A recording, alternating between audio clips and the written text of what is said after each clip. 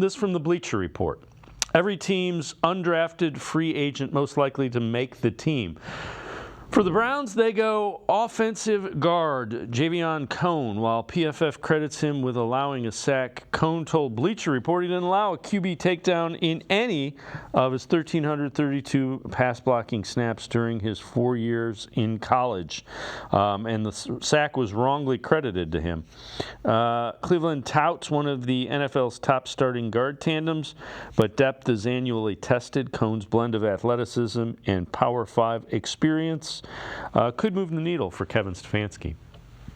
Again, it's not a flashy position guard. Again, that's a really good undrafted rookie free agent signing.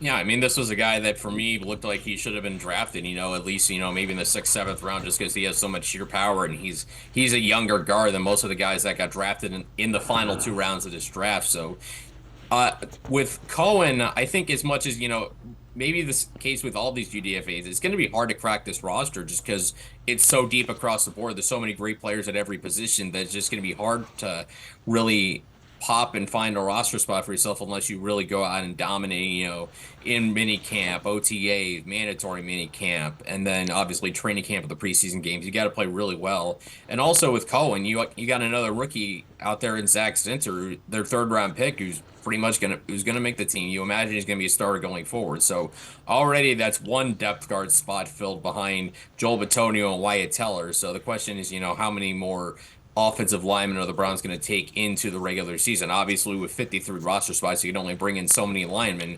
Maybe he's a guy that, certainly can make a case to stick around in the practice squad. You keep developing developing behind the scenes. And he's a young guy, so there's still a lot of time and a lot of growth still with him, but he's got a lot of natural physical tools that make him very interesting.